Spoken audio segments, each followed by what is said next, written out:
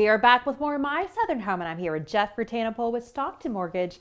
And Jeff, people have always said that the best way to build wealth is through real estate, but a lot of people don't know what that is or how to do it. So what are the different types of options out there for viewers that want to start investing? What a great question. And if you look through history and time, the one thing that holds true, even though there might be ups and downs, is the value of land. It has seemed to always increase. And in the feudal times, the wealthiest people were the landowners. So currently in this market, you can invest in single family residences or multi-unit residences.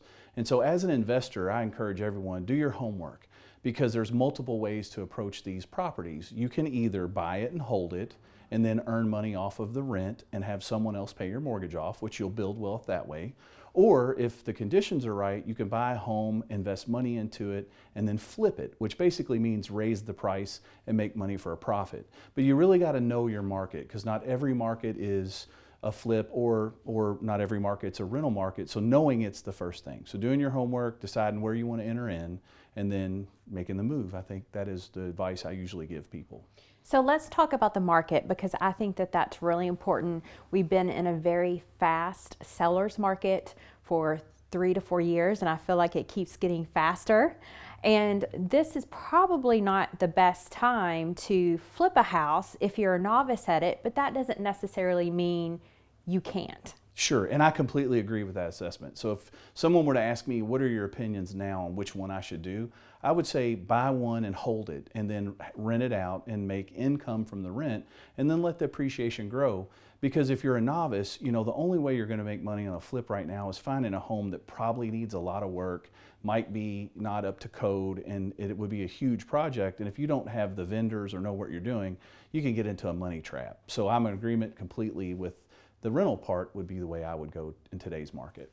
So let's talk about that a little bit more, because there's a lot of people out there that are watching the show and they know a little bit about it because of HGTV and some of the other shows out there. Yeah. But you really only see the surface of what's going on, and not knowing what's behind those walls, if you're not in the business at all, you can't really look at a home and tell what's going on with it.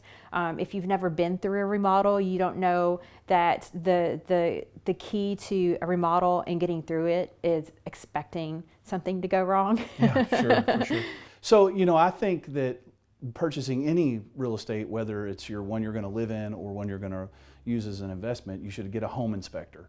And always start with your mortgage lender and find out, what are the terms for me to finance this, unless you have cash, right? But most people finance the real estate that they purchase. So get with a lender, find out what's my down payment required, what are my closing costs, and then they will help you go through the process of the numbers, if you will. And then you'll be able to see, hey, is this profitable for me? Do I have the money to do this? Do I have the reserves? And then once you're past that, then in the property itself, if you don't know what you're doing, you're going to get an appraisal probably, and then you're going to get a home inspection. And those are the two real ways you can protect yourself, basically. But that's a way to dip your toe in the water and get started, and start with one and see how it goes. And where it goes from there really depends on the level of you want to put the commitment into, both in money and time.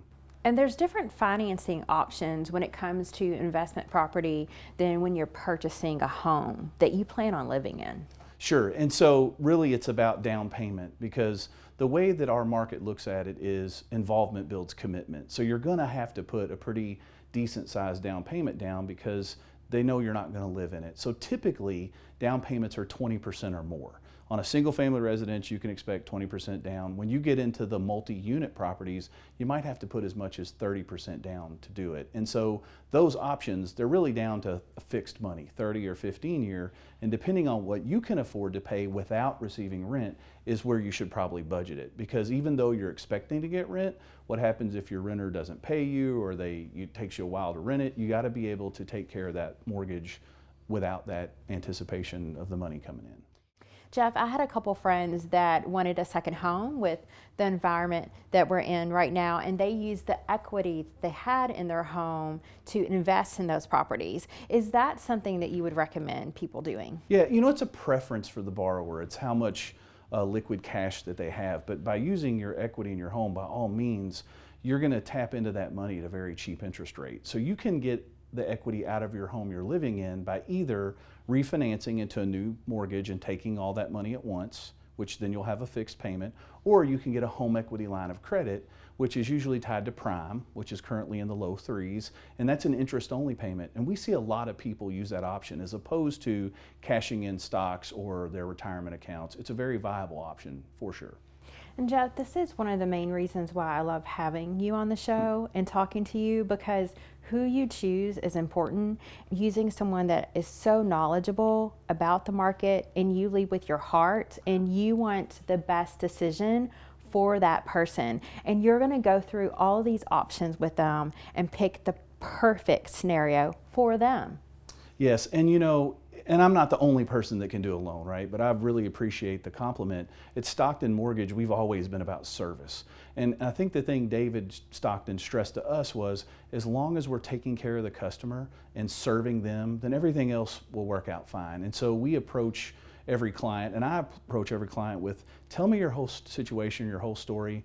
I'll tell you what the facts are, and then we'll line it up, and the right mortgage will come through, and you'll be able to decide. So I'm not going to steer them in any direction. I'm just going to use the fact-finding mission and what I know to help get them in the best terms possible. Thank you so much, Jeff. It's always a joy to have you on. Kimberly, thanks for having me. I love coming on the show with you. We'll be back with more My Southern Home in just a moment.